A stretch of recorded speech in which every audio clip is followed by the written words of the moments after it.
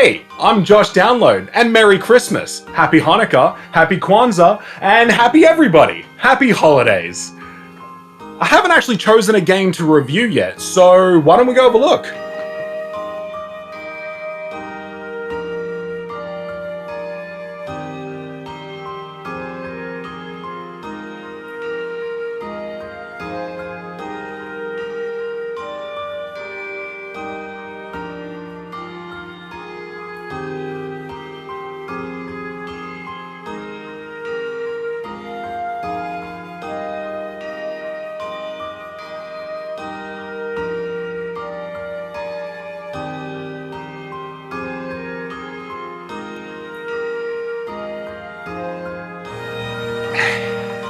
Puzznic on PlayStation. You ever heard of this one? Because I certainly haven't. It's pretty difficult to believe that there's a PlayStation game that's just a simple puzzle game, but hey, whatever. Maybe it's cool. The case looks interesting. Brand new and only $20. But it does look like just a puzzle game, clearly meant to be a budget title. The manual is only 6 pages, including the front and back cover. It runs through the game's basics, and that's about it. The black and white shots are actually fairly detailed. After the games I've reviewed recently, it might be nice to review a no-nonsense budget title. So let's be chill boys and play a puzzle game this holiday. Time to pop it in and have at it.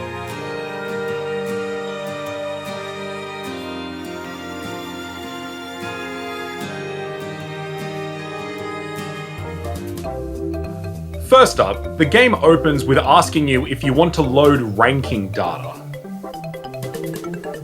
I actually find this adorable, the idea that you would take your memory card to someone else's house to play Puzznic. Unfortunately, the game is only one player, so you'd be hot swapping the controller. Time to get stuck in. The game offers 2 modes of play out of the gate: story and free play. That's it. Not that it especially needs anything else, but it does cut right to the chase, doesn't it? The fact that a puzzle game has a story mode has me way too intrigued, so let's start there.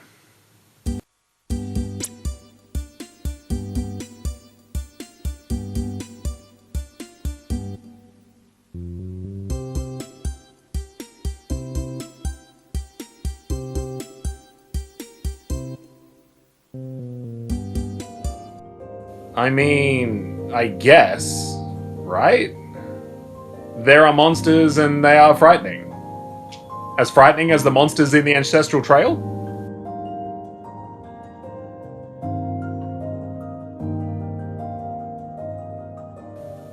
The story isn't much to behold. Basically, magical girls and a skeleton guy protect the world from evil. So I guess not as frightening. Sweet. Whoa, holy crap, that is a shitload of levels. Which I suppose is a good thing, right? For $20 upon release, this is a lot of game for your PlayStation. You'd want to get your money's worth for what is essentially just a puzzle game. Well, let's hop in. You can do this, you can do that, now it's a match. Jeez, this translation isn't great. But I love the pumpkin head. This is the main game. A very long series of puzzle levels that gradually increase in difficulty, from just moving a few things till you beat it, to I didn't get that far because holy crap, this is sadistic enough. The general idea is that you connect like boxes and they'll disappear. Clear all the boxes and you clear the stage. Simple, right? Connect 2 boxes with the same symbols and they vanish. However, quickly you'll discover that the order of operations is equally as important. For example, you have 3 boxes and you connect 2 of them so they disintegrate. But you're left with 1, which means you can't clear all the boxes. Which means you can't finish the level and you have to restart. There you see. And this game gets extremely unforgiving. The boxes are also affected by gravity, and they cannot be moved whilst falling. Your cursor lets go of the box if it succumbs to the force pulling it down. This is pretty specific, and the developers, Midas, use this limitation for all it's worth. So if you drop a box onto a match, but you have one other that needs to be dealt with as well, too bad, restart the level. You can, however, move other boxes whilst one is dropping. This is used to great effect later on in the game. But as I said a few times now, this game gets really unforgiving. There are a total of 8 evil enemies to beat, I suppose. First is the little pumpkin head girl. And next is a cat girl. And the archetype continues from there. Each enemy has a theme for their levels as well. You could probably make the argument that this is actually a Halloween game, and I shouldn't review it for the holidays. But I've had enough of Halloween this year. Stupid ghost head. So, 8 levels per 8 enemies for a total of 64 potential levels per story path. That's already a lot, but that's just a single playthrough. There are also different paths you can take with even more levels, for a total of 288. Absolutely mind-blowing! I'm being a little sarcastic, but this game costs $20. So if you enjoy the puzzle gameplay, it's extremely worth it. And honestly, I'm not sure how you could not enjoy the puzzle gameplay. As the levels go on, more mechanics are introduced, as well as different kinds of blocks to clear. It starts with 2 of the same block, makes sense, but things shift to start being 3 of the same block, and they are across the other side of the map. Things get even more devious when moving platforms are introduced, and they are really something you have to get used to. The timing is pretty precise if you want to land the block you're moving on top of the moving block, even when it seems relatively painless.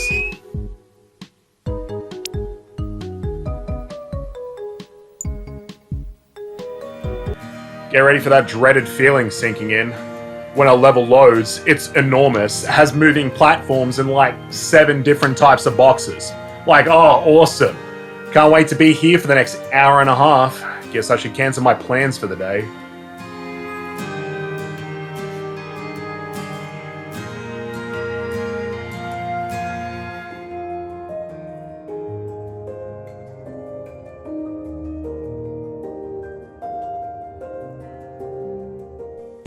There are different color variations of the enemies for your chosen path.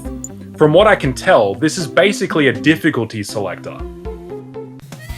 Considering how hard this game got, I regret not knowing that before I started. The Black Hat Mummy is relentless, and it started taking me 20 plus minutes to beat one puzzle. But I'm not the best at puzzle games. Maybe you won't have so much trouble. I did actually look this game up after my wife left me, and I saw that there was a major issue with this game and all other versions of Puzznic, that every stage has a time limit. This isn't true at all for the PlayStation version. The timer ticks up when you're in a puzzle, not down. Which doesn't necessarily mean that there isn't a time limit. However, I did sit on the same stage for nearly 5 minutes and it didn't time out. So either there isn't a time limit, or it's so long you'll never notice. Typically you'll be restarting often enough that 5 minutes will be a huge amount of time. If you're like me and find games like this fairly challenging and just a bit infuriating, you'll probably lose all your lives from restarts more than once. That's right, you have lives. However, you have unlimited continues and you pick up exactly where you left off. All that happens is you lose your score when you continue. I find this incredibly fair for players like me who struggle with games like this. And that's pretty much it for the story gameplay. A shitload of moving like boxes to gently touch each other and then disappear in a puff of blue magical smoke. All in an effort to murder 8 evil enemies and save the world. Apparently. The graphics look fantastic. I love the aesthetic of the game, and those primary color choices really make things pop. The characters all look great, their animations are adorable, and it's very easy to distinguish boxes from other boxes. The game's gameplay depended on the graphics really standing out to make it genuinely fun and playable, and it succeeds so well in this regard. Staring at the same puzzle on the TV for hours on end can get tiring, but if you're progressing through the stages at a reasonable pace, your eyes aren't strictly focusing on minute details, which results in less strain and potentially longer game time.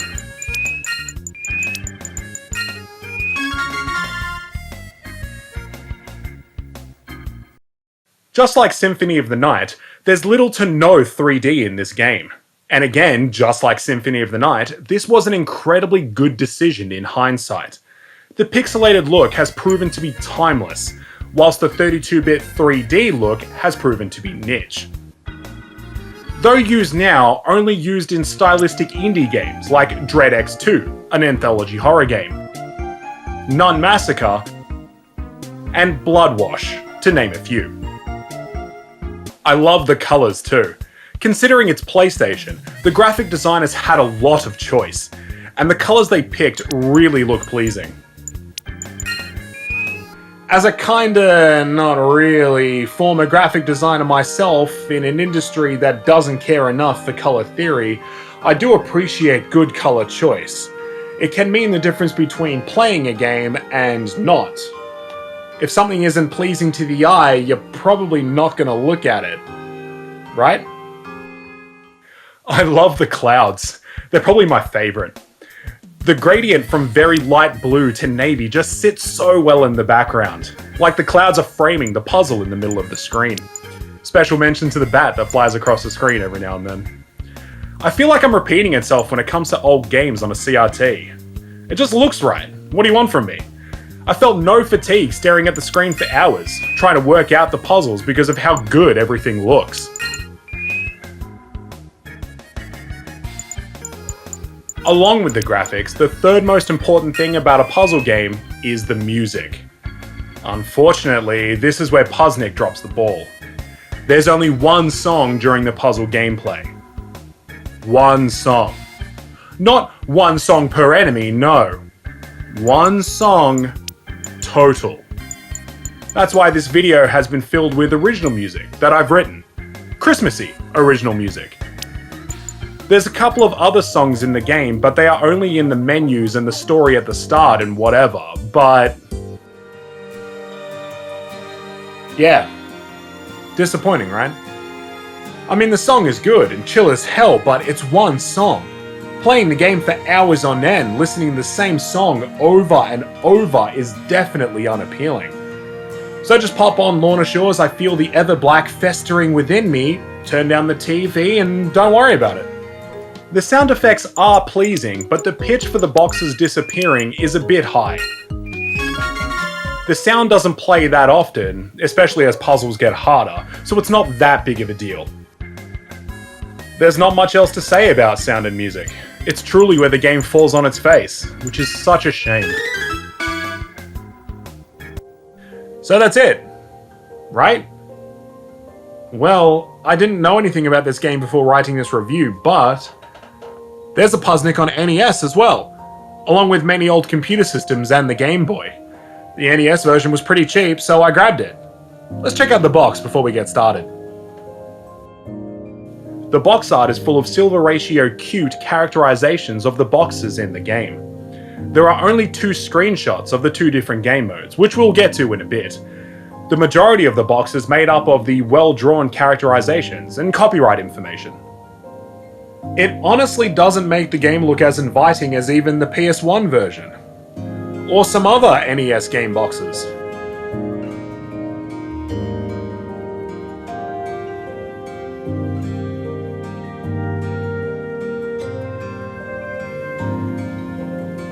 Well, let's check it out.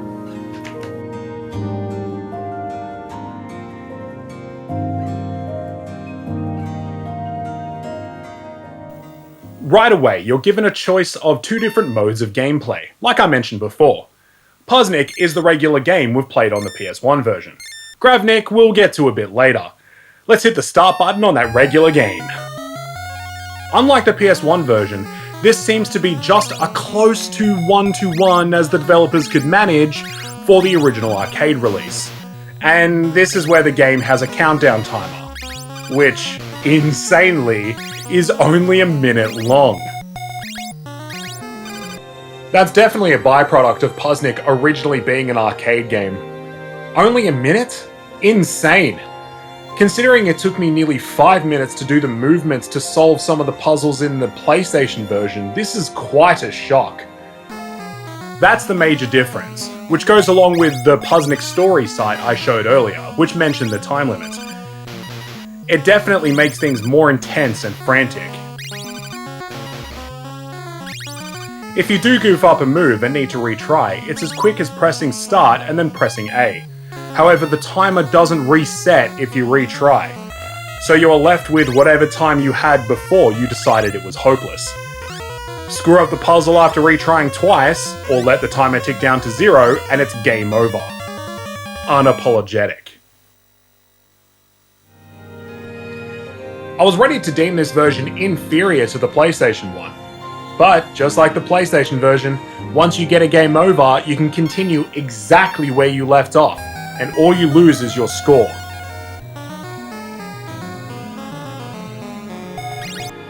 You can continue infinitely and try and make it through the game if you're not interested in setting a high score. A big plus considering the minute-only time limit and how brain teaser these puzzles become. There's no story this time around, such as it was. Just hit start and go. Regular NES game. But the other mechanics remain, and the time limit makes things a lot harder, so I didn't do nearly as well.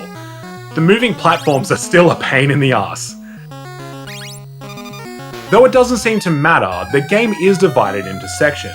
1-1, 1-2, 2-3, 3-4, and so on. Each section has 10 puzzles, and there are 16 sections. That's 160 levels. Pretty impressive amount of game for the NES, and this is just one game mode. Personally, I cannot imagine being able to get through them all. I'm really not that good at puzzle games, despite enjoying them. Generally speaking, I especially hate having to deal with really tight time limits as well. But it certainly makes the game exciting, and I can't fault it for that.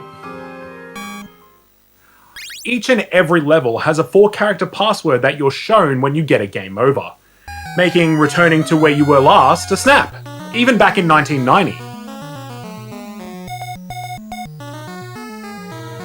That was an insanely good idea by Taito, because had the game only given a password for each 4th level or something, that would have turned off a lot of the potential casual market that they definitely tapped into back then.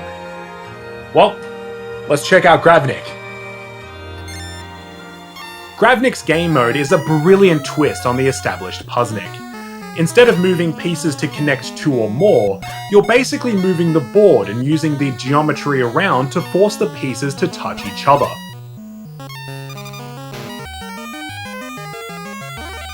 There are significantly less types of blocks, making things visually less complicated. However, you get a limited number of moves. Use up all those moves without completing the puzzle and it's game over. Just like Puzznic though, you can continue exactly from where you left off, but you lose your high score. Gravnik seems to have a flow to it. If you're lost, you'll use up all your moves fast and get nowhere. If the puzzle clicks, you'll realize that you can beat things in just a few moves. The puzzles are really quite clever, and they give a great sense of achievement when you figure them out and things start to flow. Of course, you may get stumped at one point, but that nicely walks to my favourite part of this mode. There's no time limit. That's right, unlike Puzznic, Gravnik has no timer to speak of. You can sit there and lament your life choices for playing Puzznic on NES for the holidays, stress-free. There are half the amount of levels in Gravnik though. Considering the amount of puzzle game goodness here, I think that's fine. At least there's no ghost head this time. Well, that's the gameplay of Puzznic on NES. Let's get into how it looks. Even with the Nintendo Entertainment System's limited color palette, the pieces in Puzznic still stand out as they should. It's extremely easy to tell which piece is which at a quick glance. This would have been a deal breaker in Puzznic mode because that minute-long time limit would have quickly made things frustrating instead of fun. The NES's palette gets a workout with the boxes, which keeps things interesting, and NES regulars will like that there's no flickering, customary to NES graphics when too much detail is on the same horizontal or vertical line. It's a free-flowing, fast, and minimalistic puzzle game. As you can see, it won't set your world on fire, but it looks perfectly adequate. There are some minor animations as well. The boxes shimmer randomly to keep things from looking so static. Typically, it catches your eye as if beckoning you to move that piece next. The only place it really falls down is in the backgrounds. The static blue bricks and grey squares frame the play area fine, but aren't as much fun to look at. Unnecessary trade-off, considering the limitations of the NES graphically. Gravnik basically concurs with everything I stated for Puzznic, with a few minor differences. The boxes you need to match are different coloured gems, and there are does-nothing blocks shaped like little UFOs to get in your way. The arrows representing the last direction you changed gravity to are a pleasing blue and maroon, and the blue bricks and grey squares have been replaced with blue and grey metal panels. It's a basic looking puzzle game, especially when the box is so colourful with characters and expressions. As was the time, the box is a bit misleading to what things actually looked like in-game. Not annoying to look at, but not especially pleasing either. The main place it falls down is the music. Once again, there's only one song during gameplay. Oh, unless in Puzznic, your time falls to 30 seconds or less. Then it plays a song that really reminds me of Shadowgate's "Your Torch is Running Out of Battery."